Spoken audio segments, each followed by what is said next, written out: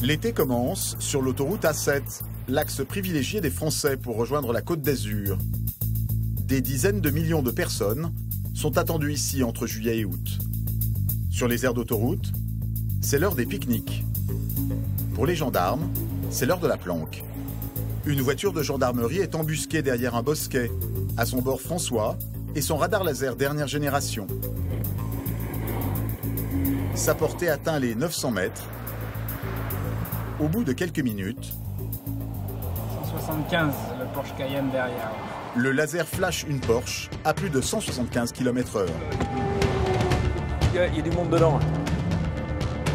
La voiture prend en chasse le bolide. Elle est capable de monter à plus de 260 km/h. Frédéric et François, les deux gendarmes, ont l'habitude de ce genre de situation. Le conducteur cherche à les semer. Il va tout couper, regarde. Frédéric met les pleins gaz pour le rattraper. Viens le faire, viens le faire. La voiture des gendarmes accélère à 220 km/h. Même avec une Porsche, le conducteur est rattrapé en moins d'une minute. On va le mettre là tout de suite en sécurité parce que il a voulu nous la faire. Lui. Il a voulu sortir et quand il nous a vu derrière, il s'est remis sur les voies. Faut pas faire ce que vous avez fait là. Hein. Restez à l'intérieur du véhicule, monsieur, s'il vous plaît. On a 7 heures de route. Et monsieur, ça c'est votre problème. Je vous montre déjà la vitesse 175 km/h, monsieur. Ce qui va se passer. Et on verra. Allez, vous venez avec moi. Pour l'isoler du groupe, Frédéric demande au jeune conducteur de venir seul jusqu'à la voiture des gendarmes.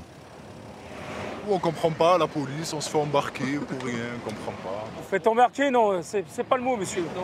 Ouais, un petit peu quand même. En même temps, on peut pas rouler tranquillement avec un machin comme ça, non. vous comprenez? Apparemment, le jeune homme n'est pas très impressionné par les gendarmes.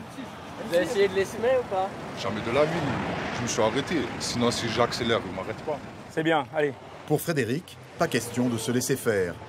Arrêtez de faire le malin avec moi, ça va pas rigoler. Vous commencez déjà à dire si j'avais voulu, je vous lâche. On n'est pas là pour faire la course, monsieur. Le groupe a loué cette puissante cylindrée pour les vacances, histoire de frimer. Frédéric a l'habitude de ces jeunes, allergiques à l'uniforme, alors il calme le jeu. Qui c'est qui a loué le véhicule? C'est moi. C'est vous? Oui, tout est en règle, monsieur. Ah, c'est Mon permis, c'est Blark, mais dans ma carte d'identité, c'est un... C'est ça le souci. C'est un petit village, en fait. Ah bah je sais pas, je suis pas allé au Maroc. Hein. Donc je connais pas. Vous êtes le bienvenu. il est trop fort. Alors lui, il est fort. Hein. Je vais vous lâcher et après, je vous invite chez moi. Il est fort, lui. Donc, je vous explique. On va retenir la vitesse de 166 km/h. C'est déjà bien. 160. D'accord. Mais non, on n'est pas marchand de tapis et on n'est pas au Maroc, là. Hein. Donc, 166 km/h. 35 km/h, au-dessus de la vitesse autorisée, c'est une amende de 90 € et 3 points en moins sur le permis. Mais pour l'heure, cela n'a pas l'air de contrarier le jeune homme. Ah, vous écoutez, tout le monde sait piloter, des grands pilotes. Franchement, moi, non. Ah bah alors. Il préfère frimer devant les gendarmes. Du tapis au moins une dizaine de voitures vraiment pas conduire. Il vous laisse louer une Porsche, vous savez pas conduire? Quand il y a l'argent, tu fais tout. Hein. Ah bah ouais, bah tant mieux.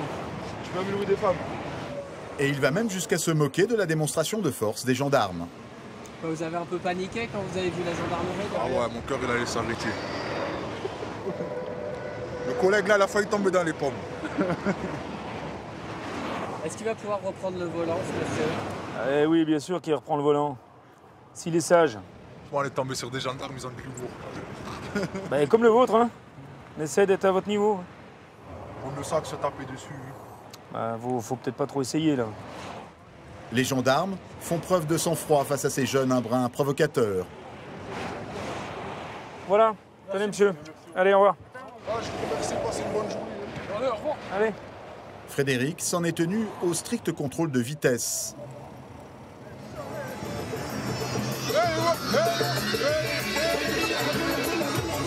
Il n'a pas le droit de fouiller le véhicule, même si les jeunes lui semblent suspects.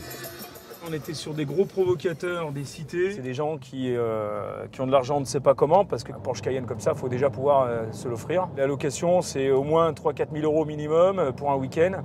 Et vis-à-vis voilà, de l'autorité, on ne veut pas perdre la face, il faut faire le costaud. C'est des situations où ça s'envenime. Pour des millions de Français, Les vacances commencent ici, sur l'autoroute. Les aires de repos sont prises d'assaut. La queue au péage n'en finit plus.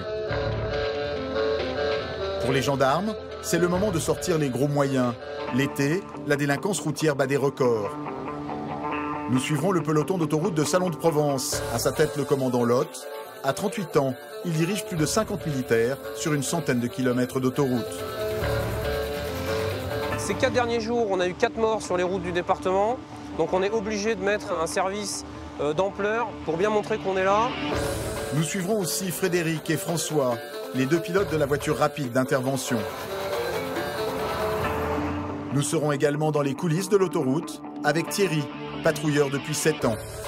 L'été, il intervient sur les opérations les plus délicates en plein cœur du trafic. Travailler sous circulation, si vous avez peur, c'est pas la peine.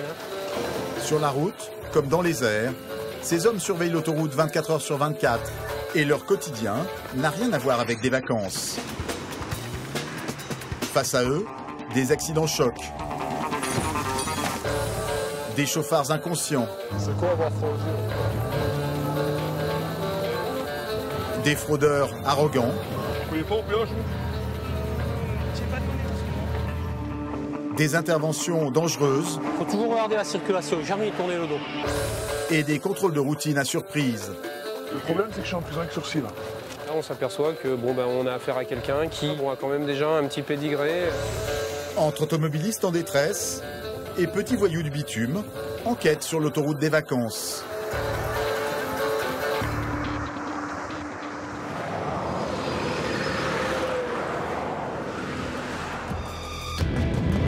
Direction Marseille, près de l'aire de Cavaillon. Les gendarmes sont appelés sur un accident. Sur place, un embouteillage se forme déjà. L'état de la voiture ne laisse rien présager de bon. Les pompiers sont les premiers à arriver sur les lieux.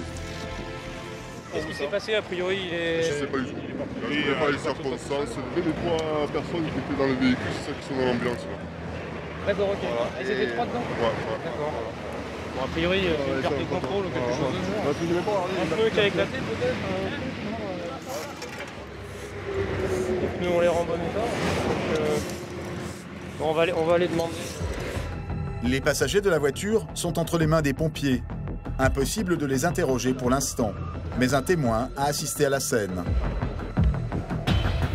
C'est vous qui êtes le témoin de l'accident? Moi, j'étais juste derrière. Vous étiez juste derrière? Qu'est-ce qui s'est passé exactement? En fait, elles étaient sur la bande de gauche. Il y avait une 207 noire sur la bande de droite. Elles se sont abattues toutes les deux en même temps. En fait, elle a donné un coup de volant pour l'éviter. Pour l'éviter? Elle est partie en fait. Et elle est partie en En fait, la 207, elle s'est pas arrêtée. J'ai pas pris le numéro de plaque, tout ça, mais voilà, j'ai pas fait de regarder. De toute façon, on va récupérer tous les éléments auprès de la dame. Le conducteur de la deuxième voiture ne s'est probablement rendu compte de rien. Il a continué sa route sans s'inquiéter du sort des victimes, 3 jeunes filles, à peine âgées de 20 ans. Le trafic était de la voiture, Oui. la conductrice qui est là, qui est là. D'accord, La passagère, ok, passagère à 20 droite, la et fille vous derrière. étiez derrière. Malgré la violence du choc, les jeunes filles s'en sortent indemnes. Mais Marina, la conductrice, a du mal à réaliser ce qui vient de se passer. Ce sont ses copines qui, à chaud, font le récit de l'accident. On roulait. Normalement, une voiture est arrivée très vite, elle s'est rabattue sur nous. Nous, de la peur, on a voulu mettre un coup de volant. Du coup, la voiture, elle a tourné, on a frappé dans la barrière. Voilà, parce que ma copine a donné un coup de volant. Mais oui, parce qu'il roulait tellement vite qu'il s'est rabattu sur nous, en fait, il n'a pas dû nous voir. Et en fait, voilà. Finalement, vous avez rien, tout va bien? Non, rien du tout. Merci, Plus de peur que de mal.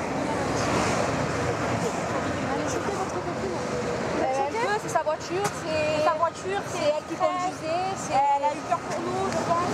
Oui, aussi. Le commandant Lotte comprend que la conductrice a peut-être fait une faute de conduite.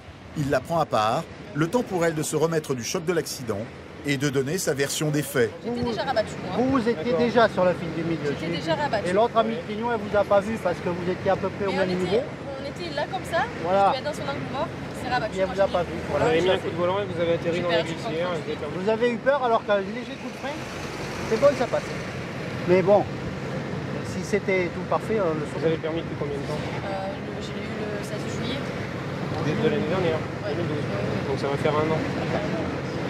Bon, Après, c'est l'expérience et tout, mais bon, vous en tirez bien, donc c'est l'essentiel. Franchement, vous et vos deux amis, vous reveniez de vacances, quoi? Oui, on était partis une semaine chez une copine à Avignon. D'accord. Ces vacances auraient pu tourner au drame pour les jeunes filles. Pour les gendarmes, l'urgence, c'est de vite dégager les voies. Impeccable. Il est où le dépanneur? Dépanneur véhicule chargé. Ok, ça va, allez. Dépanneur. Allez. On y va. Rester sur cette voie est extrêmement dangereux. Sur autoroute, un accident sur 7 est la conséquence d'un autre accident. Allez-y, embarquez parce qu'on est en danger quand on est sur le bord de la route comme ça. Le commandant fait évacuer les jeunes filles à bord de la dépanneuse. Pour les gendarmes, la mission n'est pas tout à fait terminée.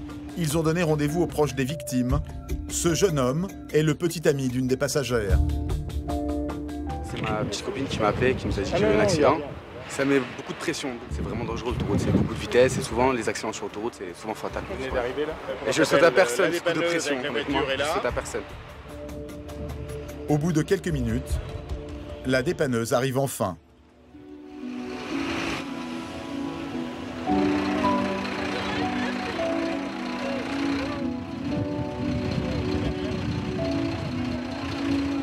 Pour la mère de la jeune conductrice, c'est le soulagement.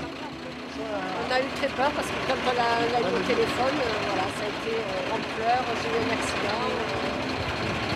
Après, bon, on est arrivé à comprendre qu'elle n'était pas blessée. Et la voiture, elle nous disait la voiture est morte, la voiture est morte. On a quand même peur. Bon, on vous souhaite une bonne soirée néanmoins. Remettez-vous bien de vos émotions. Et nous, on est contents quand ça se termine bien comme ça. Et c'est bien quand on peut intervenir rapidement pour éviter que derrière ça casse. Merci. Allez, bonne soirée, bon courage. Au revoir. Mission terminée pour les gendarmes. Ils ont ramené les victimes saines et sauves et le trafic est revenu à la normale. Le problème sur l'autoroute, c'est que le moindre incident dans le trafic peut avoir des conséquences dramatiques. Gérer les aléas de l'autoroute, c'est le travail de Thierry. Il est levé depuis 6 heures ce matin. Il est patrouilleur depuis 7 ans. Et comme chaque année, le moment des départs en vacances est pour lui la période la plus chargée. Sur la 9, aux abords de Montpellier, c'est l'heure des bouchons. Thierry a pour mission d'avertir ses collègues dès que le trafic est perturbé. Oui, je t'écoute. Ouais, pour info, en sens 2, tu as un ralentissement hein, à partir du 99-500 jusqu'à Montpellier-Est. Ok, bien reçu. Thierry est en permanence relié au poste de contrôle de Narbonne, les yeux de l'autoroute. Sans caméra de surveillance, il détecte en moins de 10 secondes le moindre incident. Plus que jamais ce jour-là, les contrôleurs sont sur le qui-vive. Aujourd'hui, c'est une grosse journée, essentiellement au départ en vacances. Là, en ce moment, on a un trafic perturbé de 9 km. Ce bouchon, l'agent doit le signaler aux automobilistes dans les 3 minutes. J'ai averti les clients via un panneau à message variable qu'ils allaient rencontrer un ralentissement. Voilà, pour les prévenir. Sur le panneau, le message s'affiche dans la seconde. L'été, Thierry parcourt 350 km par jour. Plus il y a de trafic, plus il y a de travail. Automobiliste en panne, pneus qui éclatent sous l'effet de la chaleur, objets en plastique sur la voie. Tout au long de la journée, Thierry enchaîne une vingtaine d'interventions. Et certaines sont à haut risque.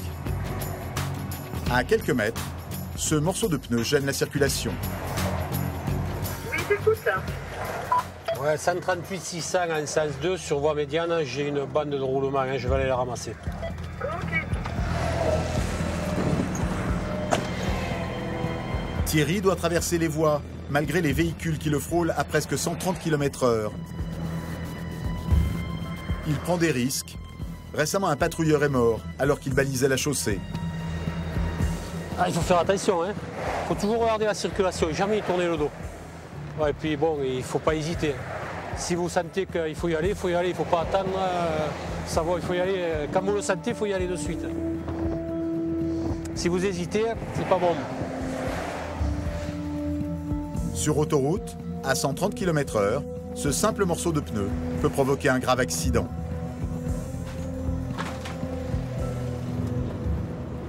Direction le PC de sécurité.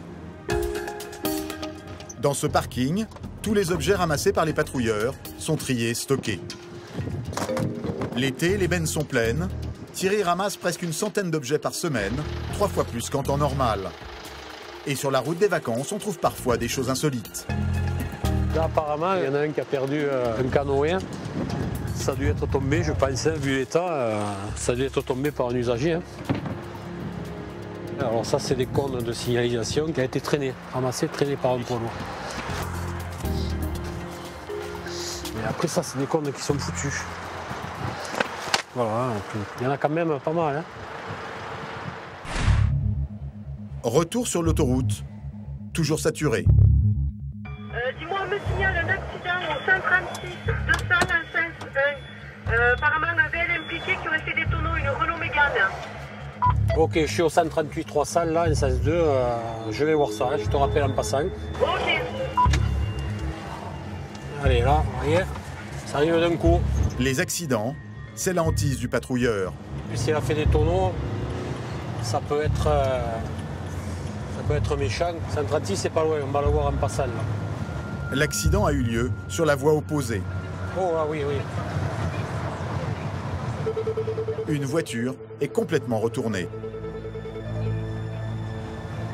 Oui, j'écoute. Bon, tu as un VL sur le toit, à cheval, voie de droite, voie médiane, tu as un bouchon. Hein. Apparemment, il y a quelqu'un dans la voiture. Hein. Moi, je monte sur l'accident. Ok, bien reçu. Nathalie doit alerter au plus vite les autres automobilistes. Surpris par la scène, ils peuvent percuter la voiture et provoquer un carambolage. Donc là, on déclenche un message qui va remonter, qui sera diffusé sur Radio Trafic. Il faut que l'info remonte dans les 4 minutes.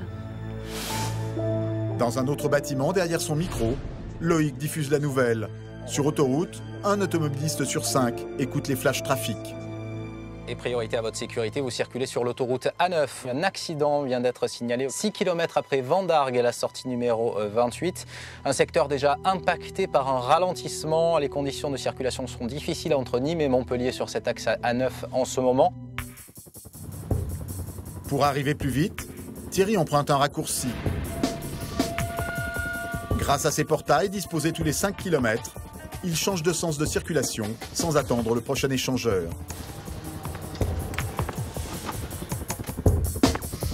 Thierry remonte le bouchon. À la radio, un autre patrouilleur déjà sur place l'informe de la situation. Parce que la personne est au solaire, elle a été sortie du véhicule par les témoins. Quelques minutes plus tard, Thierry arrive à son tour. Ouais, je suis sur place, hein, donc je vais isoler droite et médiane. Hein. Les patrouilleurs sont les premiers sur les lieux, avant même l'arrivée des pompiers. Mais pour Thierry, pas le temps d'aller voir la victime. L'urgence pour lui, c'est d'éviter un nouvel accident. Il neutralise 2 voies de circulation. La plus à droite, pour protéger la victime, et celle du milieu où se trouve la voiture, écrasée par l'impact. Les pompiers arrivent au même moment. La victime est une femme, elle partait en vacances avec son chien. Un couple est à son chevet, ce sont eux qui ont signalé l'accident. Les pompiers se concentrent autour d'elle pour lui donner les premiers soins. Pendant ce temps, Thierry et son collègue se chargent du chien. Il a peur, non? Ouais, en plus il est pas attaché, j'ai peur qu'il se... Il fait mal à l'oreille, quoi. Ouais, Pour éviter que l'animal s'échappe sur les voies, les patrouilleurs l'attachent à la glissière de sécurité.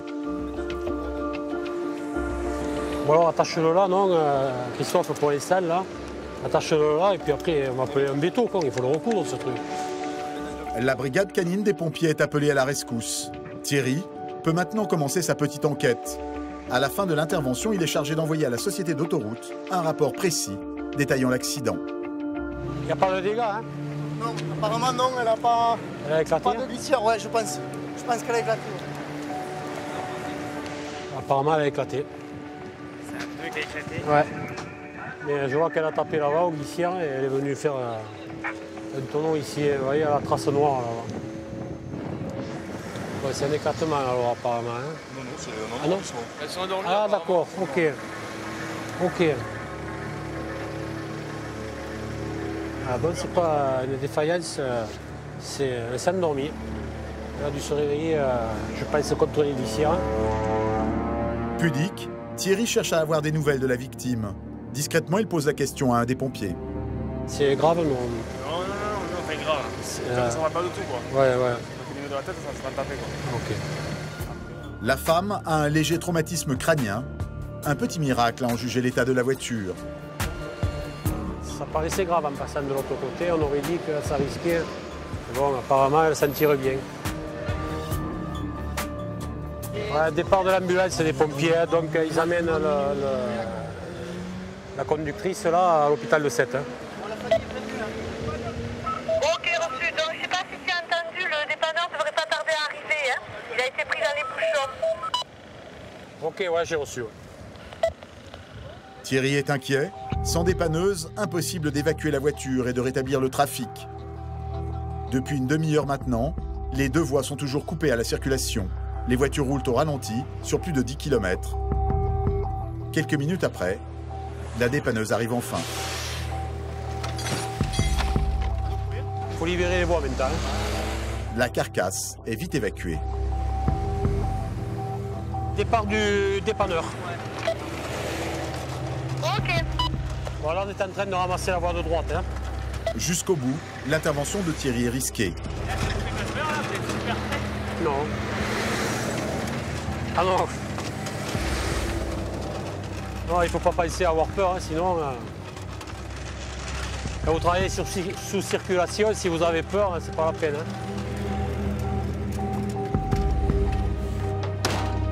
Oui, je t'écoute. Ouais, terminé pour l'accident, hein, au 135, tout le monde est reparti et les trois voies sont sous circulation.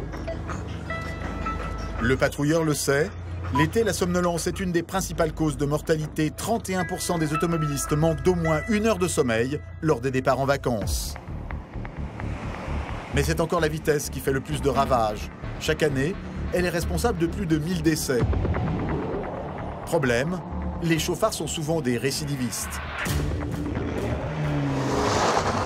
François, le gendarme, vient de repérer un contrevenant. Ferrari à 185 km/h. La vitesse ne lui fait pas peur. Comme lui, ils sont 170 gendarmes spécialisés en France à pouvoir conduire cette voiture ultra rapide. En quelques secondes, le chauffard est rattrapé. Les gendarmes font signe au conducteur de les suivre.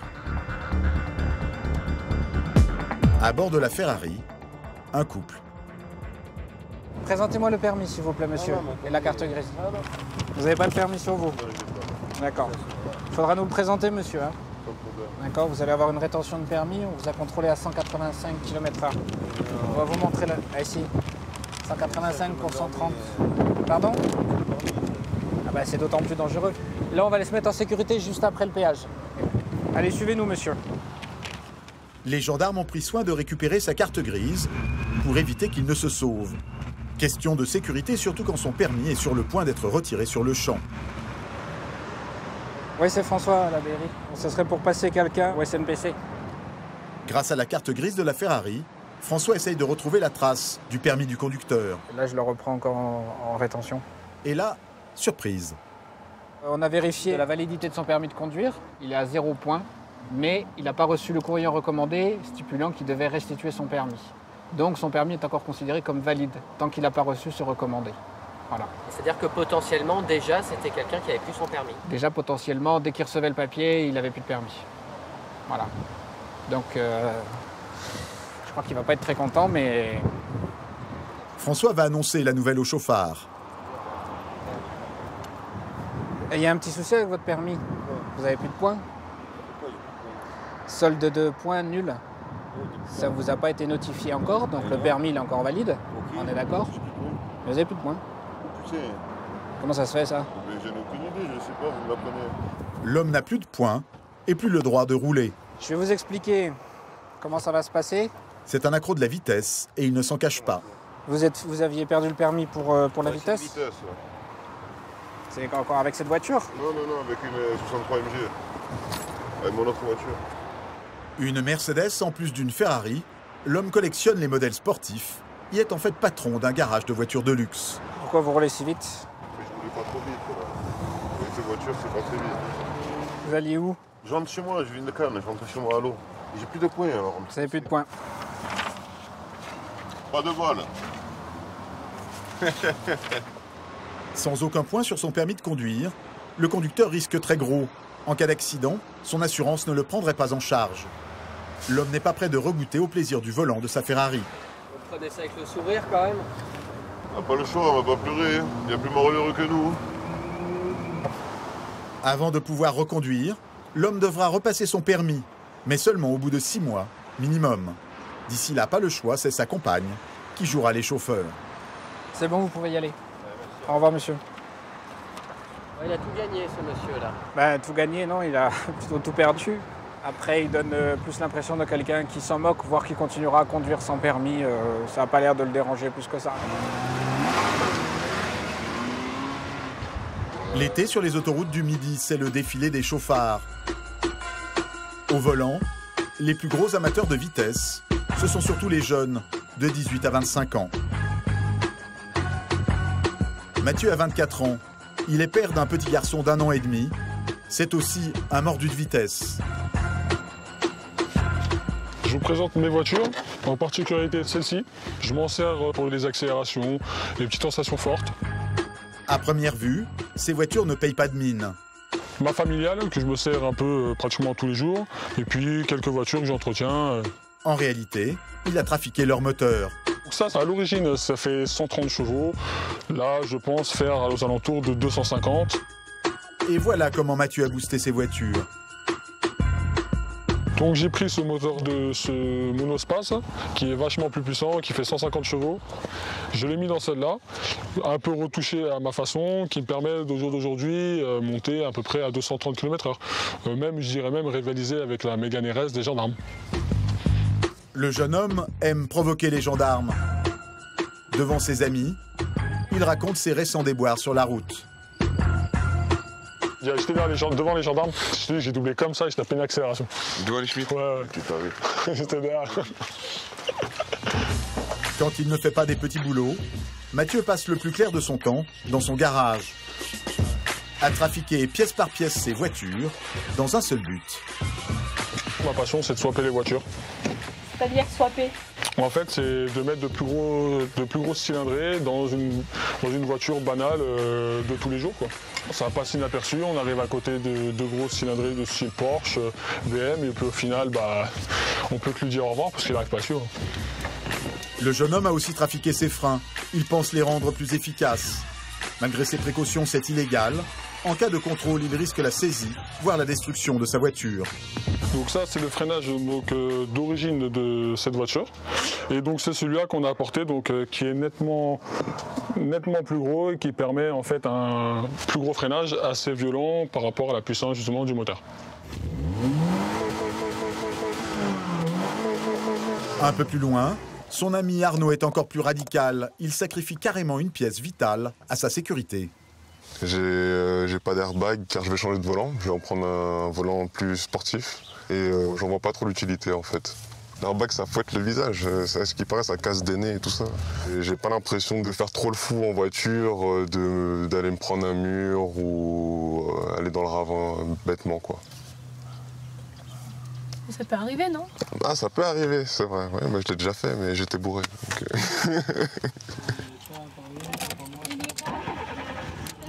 Donc, Arnaud est un récidiviste du délit sur autoroute. Il s'est fait retirer son permis quelques mois plus tôt. Je serre les fesses quand je vois les flics. Avec leurs jumelles, ils peuvent nous avoir de loin. Je roule aux alentours de 180-200 km/h. Pour espérer échapper aux gendarmes, Mathieu et Arnaud comptent sur un gadget interdit. Ça capte la fréquence des radars. Mobile, fixe, tout. Les deux jeunes gens le savent, ce détecteur de radar est illégal. En cas de contrôle, ils risquent une amende de 1 500 € et un retrait de 2 points sur leur permis de conduire.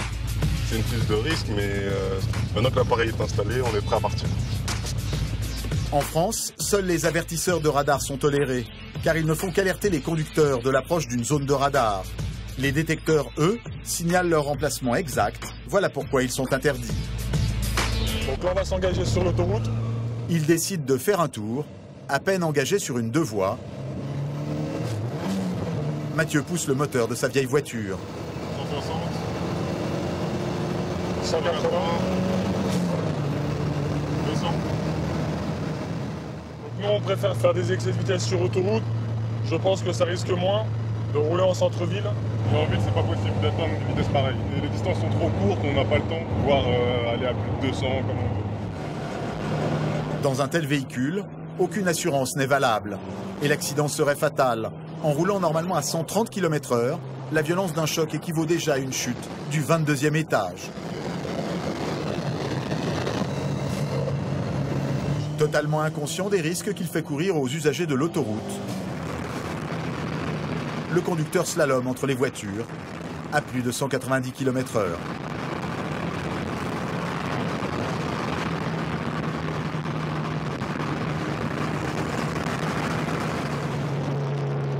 Dans son rétro, Mathieu remarque une Audi. Il accélère. Il cherche à provoquer le conducteur de cette grosse cylindrée. L'Audi, il n'arrive pas à suivre.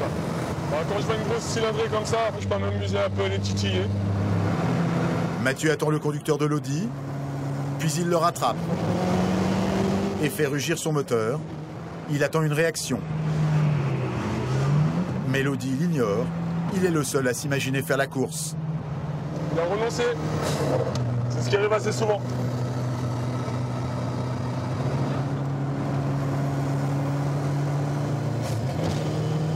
Soudain, le détecteur signale un radar. Apparemment, il détecterait quelque chose. La dernière fois que j'ai vu la gendarmerie, elle était là. Je sais qu'ils sont souvent dans ce coin. C'est comme au poker, on joue, donc si un jour on se fait arrêter, on assumera tout simplement, mais pour l'instant, on peut se permettre.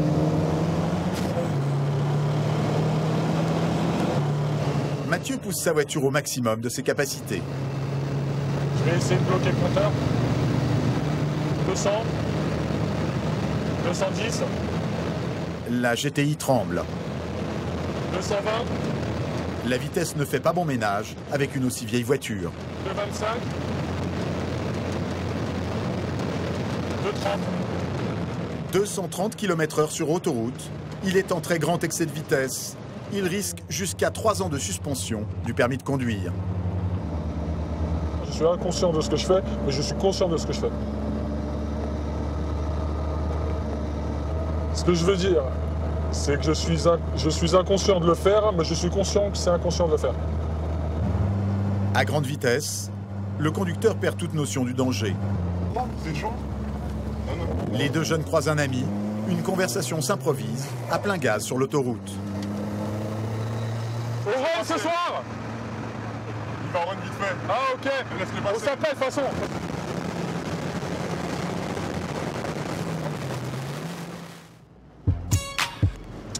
Ce soir-là, comme chaque vendredi, Mathieu et Arnaud ont un rendez-vous un peu particulier. Ils vont participer à un run, une course de voitures sauvage entre jeunes de la région.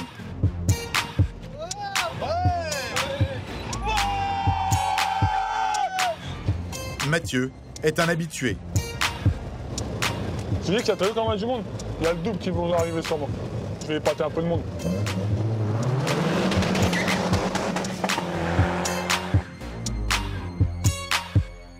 Parfois, il existe des pistes pour ce genre de rassemblement. Particularité de celui de ce soir, les runs ont lieu au beau milieu de la circulation. Avant de commencer la course, Mathieu fait un repérage pour vérifier si les gendarmes surveillent les alentours. Ils se mettent ici avec les jumelles, ils se mettent un peu plus haut où moi j'ai déboîté. Et puis, bon, il doit y avoir quelques coins parce que bon, ils viennent pratiquement tous les week-ends maintenant. Pour l'instant, il n'y a pas de gendarmes. Alors Mathieu se lance. Sur cette deux voies, il est interdit de rouler à plus de 90 km/h. En quelques secondes, le jeune homme est à plus de 130 km/h. Sa course sera de courte durée.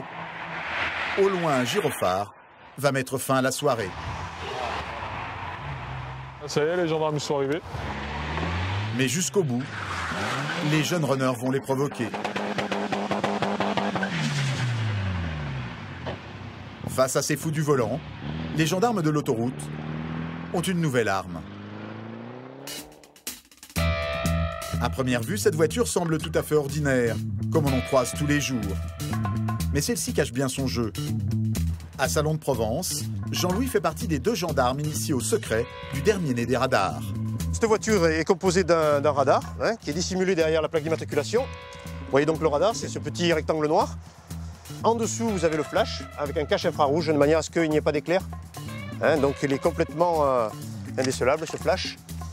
Vous avez ensuite un appareil photo de 20 millions de pixels, donc qui prend des photos relativement correctes. Cette voiture se fond complètement dans la masse. Du coup, plus indécelable pour nous. Plus indécelable, effectivement, à part pour les yeux les plus aguerris, il y en a toujours, mais effectivement beaucoup plus indétectable.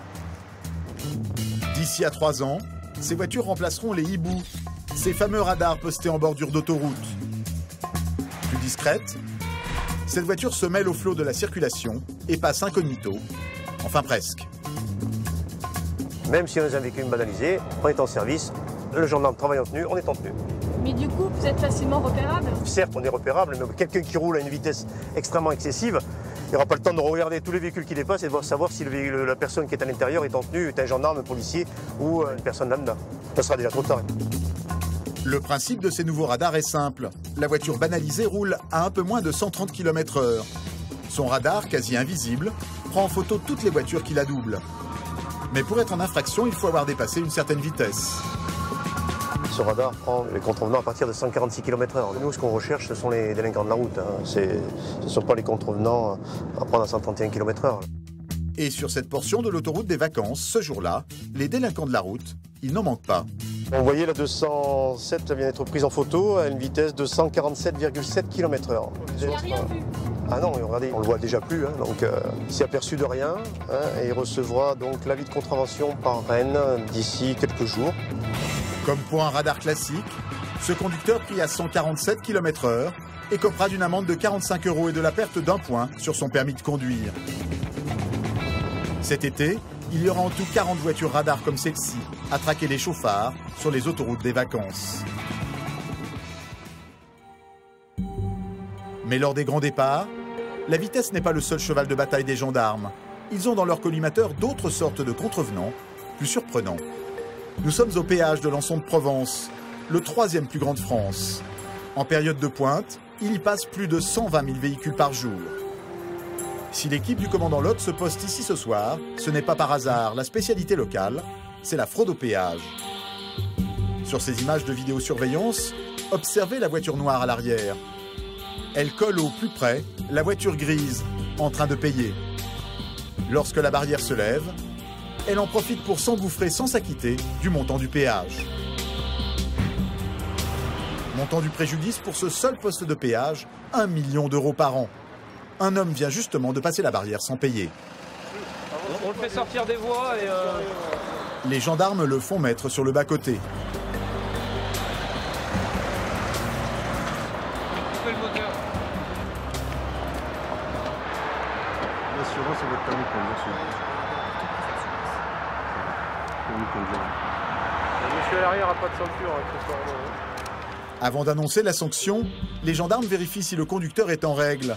Ils en profitent pour faire le tour de la voiture. Allumez vos phares, monsieur, s'il vous plaît.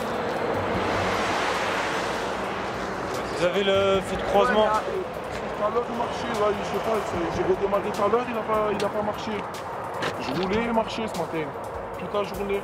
Ouais, alors le feu avant gauche qui marche pas, les pneus qui sont au témoin. Vous avez le train avant passage en fort. Pour le jeune homme qui pensait voyager gratuit, la facture va être salée. On est sur une petite collection d'infractions puisque ce monsieur a commencé par passer en force le péage. À côté de ça, on le contrôle, on s'aperçoit que son phare avant gauche ne fonctionne plus. Monsieur n'a pas son permis de conduire sur lui. Son train avant de pneus commence à être plus que limite. Le passager arrière n'a pas de ceinture. Bon, disons que c'est quelqu'un qui, s'il s'était acquitté tranquillement de son péage comme tout le monde, aurait pu espérer éventuellement passer au travers du contrôle et là voilà, il va finir avec une somme bien plus élevée. C'est déjà à peu près combien? Tout cumulé sur à peu près 200 € là. Donc c'est vraiment pas une opération gagnante pour lui. En moyenne, les gendarmes interceptent un fraudeur chaque nuit. Mais en été, ils en arrêtent près d'une demi-douzaine.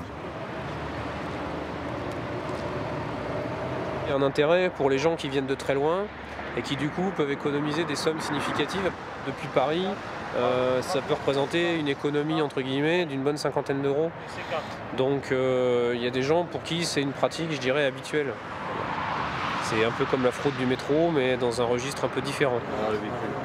Le jeune resquilleur venait de Marseille, à seulement une demi-heure de Lançon. Pour ce trajet, il aurait dû débourser 2 €. Mais même pour une aussi petite somme, il a une excuse toute prête. Ah, franchement, c'est la crise, madame.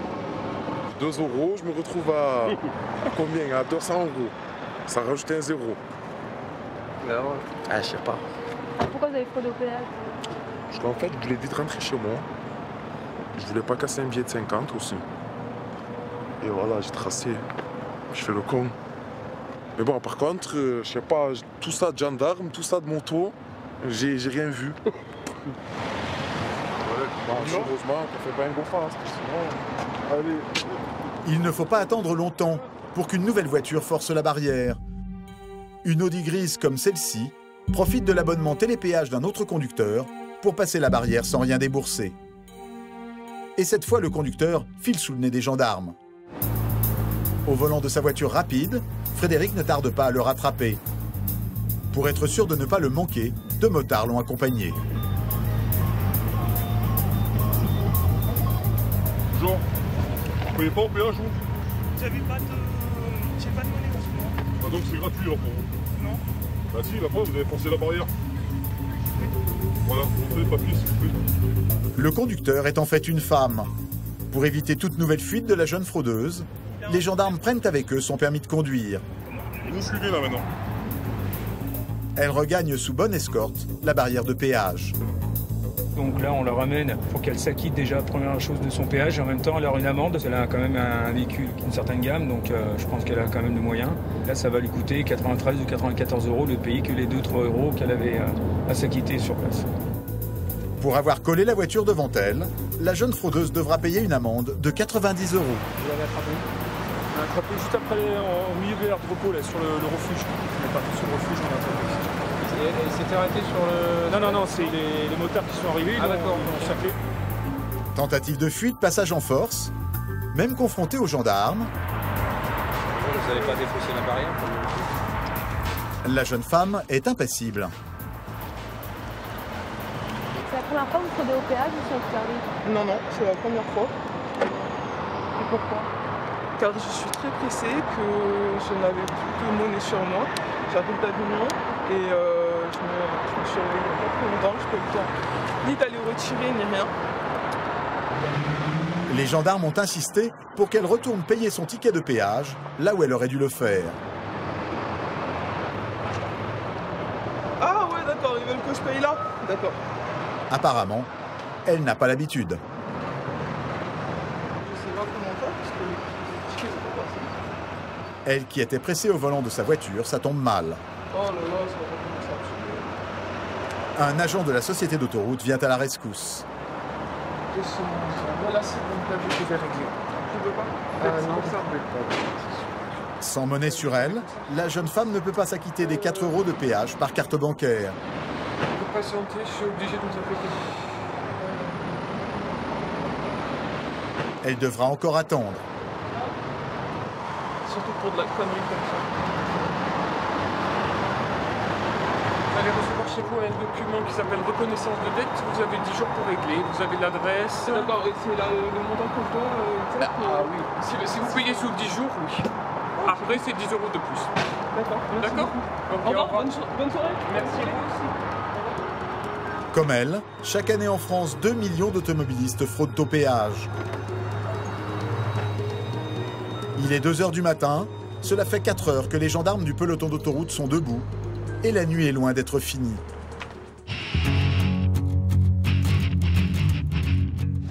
Allez, on se met tous en place, tout le monde le gilet pare-balles, gilet jaune et le sifflet. Postés à une sortie de l'autoroute, les gendarmes vont contrôler ce rond-point. L'été, c'est un des meilleurs spots pour coincer les fêtards un peu trop alcoolisés.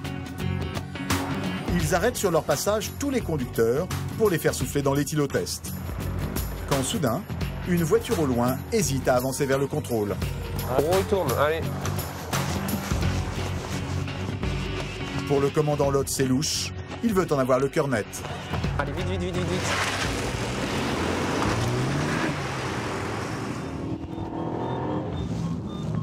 La voiture des gendarmes part à sa poursuite. En quelques secondes, elle est censée rattraper le fuyard, mais là, aucune trace. Je pense qu'il s'est arrêté. On l'aurait déjà attrapé là. Les gendarmes scrutent d'éventuelles cachettes. Est-ce qu'il est rentré là? Non, je pense pas. C'est une petite route qu'on n'a pas forcément la possibilité de tenir. Et c'est vrai qu'il y a un nombre significatif d'automobilistes qui sont parfois tentés de l'emprunter pour essayer de nous échapper. Ouais. Donc soit ils accélèrent, soit ils essaient de se garer devant une propriété, de couper les feux et de faire comme s'ils étaient garés là depuis des heures. Finalement, ils retrouvent la voiture. Non, il est là-bas. Putain, il a filé vite, hein. Alors maintenant, faut qu'il s'arrête. Il m'a l'air un peu trop hésitant. Ouais, attention.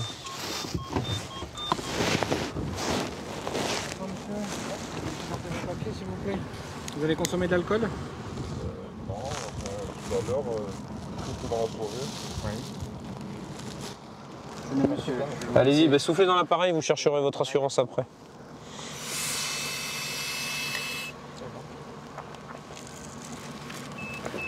Bon, vous êtes à 0,20 au dépistage alcoolémie. Hein, donc ça fait, faut multiplier par 2, ça fait 0,40. Donc vous êtes un tout petit peu en dessous du seuil légal. Hein, on va vous demander de nous suivre, on va quand même aller vérifier sur un éthylomètre que tout est OK. Hein. Le jeune homme est contrôlé de peu, négatif à l'alcool. Les gendarmes auraient pu le laisser repartir, mais pour eux, s'il a fui, c'est qu'il y a une raison. Le commandant a sa petite idée derrière la tête. Je pense qu'on regardera aussi pour les yeux, parce qu'il... Je pense qu'il y a de quoi... Enfin, il y a peut-être de quoi faire un dépistage de stup, là. Le gendarme soupçonne le jeune homme d'avoir consommé des stupéfiants, en plus de l'alcool. Ça, venez voir par là, monsieur, une seconde. Le contrôle commence par une bonne vieille technique. Faites voir vos yeux. Fermez les yeux, monsieur. La lampe torche dans les yeux. Qu'est-ce que j'ai? Est-ce que vous avez consommé des produits stupéfiants récemment? Non, mais je suis un petit peu fatigué, pourquoi? Si on vous soumet un kit salivaire, monsieur, je vous demande ça, c'est par rapport au permis de conduire. Vous doutez bien que si vous êtes dépisté positif, c'est pour ça que je vous pose la question. Est-ce que dans les 24 heures, vous avez consommé, monsieur? Oui ou non? La question, elle est simple. Oui, ouais, hier soir, j'ai dû tirer 2-3 barres sur des pétards à des collègues.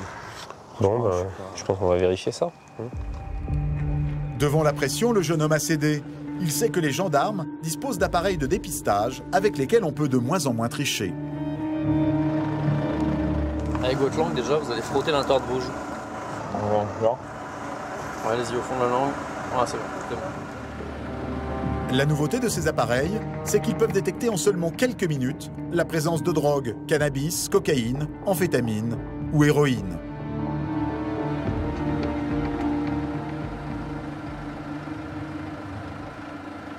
Nous, le nombre de nos contrôles, il ne va pas cesser d'augmenter avec le temps parce que ces petits appareils, on en a de plus en plus. Donc vous allez vous faire prendre, même si vous ne consommez pas régulièrement, quoi. Ah bah il y a une rétention de permis, bien sûr. Pour les stupéfiants, c'est 6 mois. Oh non, si je perds mon permis, Pour le jeune homme, le retrait de son permis sonnerait la fin de ses vacances. Il est censé retrouver un ami pour aller sur la Côte d'Azur. Mais coup de chance, il échappe à la sanction suprême. L'appareil nous donne un résultat négatif, donc c'est que vous avez consommé depuis certainement trop longtemps ou pas en assez grande quantité. Vous aurez senti le boulet passer pas loin là. Allez, je vous rends les papiers. Merci, c'est gentil. Bonne fin de nuit. Aujourd'hui, un conducteur sur 10 de moins de 25 ans conduirait sous l'influence du cannabis. J'ai l'échappée belle. Ce petit papier là, je pensais que j'allais plus l'avoir. Après, je pense à tous mes copains qui font que ça. Je me dis qu'il faut qu'ils fassent attention, quoi. Il faut faire attention. Ce jeune homme s'en sort bien. Un autre aura moins de chance quelques heures plus tard. À 6 h du matin, sur la route des vacances, les gendarmes font parfois des rencontres surprenantes. Ça coûte rien de vérifier parce que même à cette heure-là, on a des surprises. Hein. De retour de boîte de nuit, ce jeune Marseillais avoue tout de suite aux gendarmes avoir bu de l'alcool. À quelle heure vous avez consommé votre dernier verre? Vers le 22 h. Ouais. Qu'est-ce que vous avez bu? 3 osés. 3 osés. Si vous avez vraiment bu uniquement 3 verres de rosé et que le dernier verre vous l'avez bu à 22 h, il est quand même 6 h du matin, on peut supposer qu'avec un peu de chance, l'éthylomètre sera négatif. Le commandant veut vérifier les dires du jeune homme. A priori, un banal contrôle de routine. Alors quand vous avez commencé à souffler, allez. Mais ça commence mal. Allez-y. Le jeune homme tente de retenir son souffle. Non, vous avez coupé. On va recommencer. Allez-y. Deuxième essai. Encore, c'est bientôt fini. Encore. C'est bon. Et en quelques secondes, verdict. Ah oui. Ah oui. 0,46. C'est-à-dire qu'il faut multiplier par 2. Donc là, vous êtes quasiment à 1 gramme. 1 gramme d'alcool, la version des 3 verres de rosé tombe à l'eau. Et vous avez vraiment bu que du rosé? Je suis conscient, monsieur, je vous l'ai dit, honnêtement, je ne serais pas autant. L'appareil, en tout cas, lui, il fonctionne, ça c'est sûr. Donc, ou alors quelqu'un a mis des trucs dans votre verre, et vous l'a pas dit. 1 gramme d'alcool, c'est 6 points au moins et une suspension de permis. Alors le jeune conducteur tente de négocier avec les gendarmes. Je ne vais pas s'arranger, monsieur, honnêtement. Non. Je vous explique, je suis déjà en attente de suspension. Même d'annulation. Surprise, le permis du jeune homme est en passe de sauter. C'est en fait un habitué des contrôles de gendarmerie. Il y a quelques mois, il s'est déjà fait arrêter au volant de sa voiture avec de l'alcool dans le sang. Vous aviez eu combien au contrôle? 0,27. Ah non, mais ça c'était une contravention. Ouais, mais avec des litres fuite. Ah. Voilà, je me suis pas arrêté, j'ai voulu jouer avec le feu. Et ben, ils m'ont rattrapé. Et voilà, j'ai pris 8 points, j'ai pris 1 300 € d'amende. Avec ce nouveau contrôle, plus de doute, le jeune Marseillais n'est pas prêt de reprendre le volant. Permis. Oui, parce que c'est un délit. Là, ça veut dire comment ça va? Je vais vous expliquer. En gros, j'ai plus de permis, quoi. Ah, je suis dégoûté, monsieur, je suis dégoûté. Je vous l'ai dit. Donc moi, j'enverrai un fax au parquet. Donc là, je passe au tribunal, là? Oui. Ah ouais? Et là, nouvelle surprise. Le problème, c'est que je suis en prison avec sursis, là. En prison avec sursis pour rien à voir, pour une bagarre qui a mal tourné. C'est encore autre chose différente. Ouais, c'est encore autre chose, oui. Sous ses airs inoffensifs, le jeune Marseillais a un casier judiciaire chargé. En fait, voilà, c'est mal tombé. Quelqu'un m'a agressé, je me suis défendu, je l'ai dévisagé, il a porté plainte et c'est passé comme tentative de meurtre par arme blanche. Bon, après, bon, j'ai mon oncle qui est avocat, donc j'ai eu 6 mois de sursis avec 5 ans de mise à l'épreuve. Donc là, je suis encore en mise à l'épreuve. C'est le procureur de la République qui décidera du sort du jeune homme. Mais une nouvelle conduite sous l'emprise de l'alcool ne fera pas pencher la balance de son côté. Il risque la prison. Psychologiquement, il faut se préparer à ça, quoi. C'est bête, hein, parce que je m'y attendais pas et que je m'en voudrais toute ma vie. Hein. C'est pas grave, hein. La vie continue. Hein. Interdit de reprendre le volant, le jeune homme appelle sa petite amie pour qu'elle vienne le chercher. Allô, c'est moi. Je me suis fait arrêter par la gendarmerie. De conduite sous l'emprise de l'alcool à tentative d'homicide, les hommes du commandant Lot ont pris l'habitude de croiser toutes sortes de conducteurs. En 2012, sur leur secteur de près de 150 km, ils ont relevé plus de 5000 infractions entre juillet et août.